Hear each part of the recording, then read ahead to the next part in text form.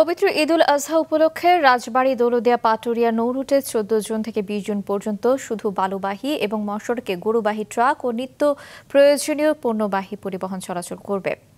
কোরবানির পশুবাহী ট্রাক অগ্রাধিকার পাবে।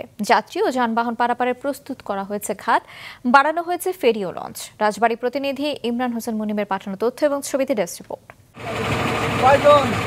পবিত্র ঈদুল আজহা উপলক্ষে রাজবাড়ী দৌলতদিয়া পাটুরিয়া নৌরুট সড়কপথ, ফেরি পারাপার ও লঞ্চ চলাচল নির্বিঘ্ন করতে বিআইডব্লিউটিসি নানা ব্যবস্থা নিয়েছে। আগামী 14 জুন থেকে 20 জুন পর্যন্ত শুধু বালুবাহী বাল্কহেড ও মহাসড়কে গরুবাহী ট্রাক ও নিত্য প্রয়োজনীয় মালামালবাহী পরিবহন চলতে পারবে।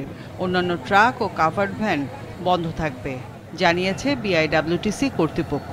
পারাপারের জন্য আগত সম্মানিত যাত্রীবাহী বাস, কোরবানির পশুবাহী গাড়ি যারাই আসবেন, আমরা সকলকে ভালোভাবে পারাপার করতে সক্ষম হব। পবিত্র ঈদুল আজহা উপলক্ষে আমাদের অতীতে যেসব ঈদগুলোতে আমরা যেভাবে প্রস্তুতি গ্রহণ করেছি, এবার সেম একইভাবে আমরা প্রস্তুতি নিয়েছি এবং এখন বর্তমান 3টা ফেরিঘাট সচল আছে, 3, 4 এবং 7, এবং আগামী 2-1 দিনের মধ্যে আমাদের 6 নম্বর ফেরিঘাটটাও সচল হবে।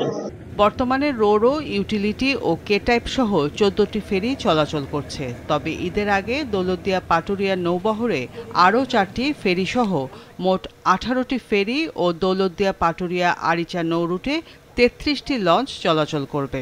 ওই সময় লঞ্চে অতিরিক্ত যাত্রী পরিবহন ও মালামাল পরিবহন বন্ধ সহ গরুবাহী ট্রাকে যাত্রী পরিবহন বন্ধ থাকবে। ওয়ালটন ফ্রিজ কিনে অনেকের মতো আপনিও হয়ে যেতে পারেন মিলেনিয়াল।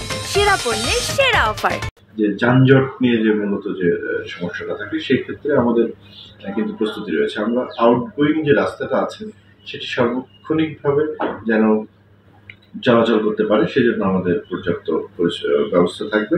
গোয়ালন্দাঘাট থানার সাথে আমাদের টিভি, আমাদের ট্রাফিক, আমাদের জেলা পুলিশের আলাদা আলাদা মোতায়েন থাকবে, ডিএসপি, সবাই মিলে আমরা আসলে ঘরমুখ যাত্রীদের যাত্রা যেন নির্বিঘ্ন হয় সেটির জন্য আমরা চেষ্টা করব। ঘাট এলাকায় গরুবাহী ট্রাক ও ঘরমুখী যাত্রীদের যাত্রা নির্বিঘ্ন করতে নির্বাহী ম্যাজিস্ট্রেট, পুলিশ, র্যাব, আনসার সহ 4 স্তরের আইনশৃঙ্খলা বাহিনীর সদস্য নিয়োজিত থাকবে বলে জানায় প্রশাসন। সেখানে অতিরিক্ত কোনো যাত্রী নিতে পারবে না, অতিরিক্ত ভাড়াও নিতে পারবে না।